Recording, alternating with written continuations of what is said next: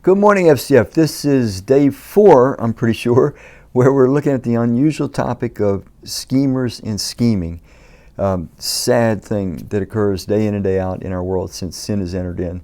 We're going to read in the book of 1 Kings, and we're going forward in time from last week, probably about 158 years. And we're going to deal with a king who was among the worst of Israel's northern kingdom. His name was Ahab. He's kind of famous. And so is his wife, Jezebel. You never meet a girl these days named Jezebel.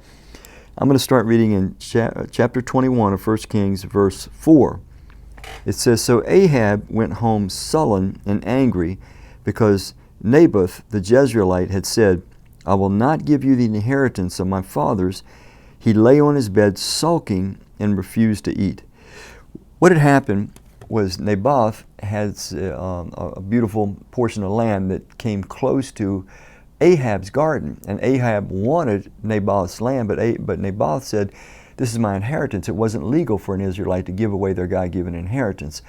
So King Ahab, who had more than enough land, goes home and he's sulking, and he makes sure that his wife sees it. Verse 7. Jezebel, his wife, said, "Is this how you act as king over Israel? Get up and eat. Cheer up. I'll get you the vineyard of Naboth the Jezreelite."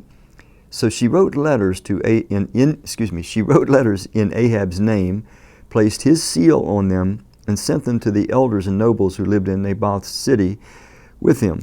In those letters she wrote, "Proclaim a day of fasting and seat Naboth in a prominent place among the people. But seat 2 scoundrels opposite him, have them testify that he cursed both God and the king, then take him out and stone him to death." So the elders and the nobles who lived in Naboth's city did as Jezebel directed. So this poor guy, Naboth, this righteous man, he not only loses his land, he ends up losing his life. Now, what is this scheme about? It's simply about greed. It's simply about heartlessness, that human beings can get to the place where they don't even see a human being. They just see an object, and they see something they want, and they'll do whatever they have to do to get what they want. Jezebel and Ahab, because he was quite happy once this land was then freed up at Naboth's death, they had no conscience anymore for a human being. They had come to the place where what made them happy was to get what they wanted, when they wanted, how they wanted it. There are people that you and I will cross paths with. They are schemers, and they think that way, and they don't see other people as those that God has placed in their life to serve and to give and to love, give to and love. They see instead as opportunists to get something from them. There is that portion in all of our hearts where we can see people that have something we want, and we can be tempted to create our own scheme, create our own ways to get what we want. It might just be attention. It might be attention in a family that we want. It might be attention from a boss at work, or it could be any number of things.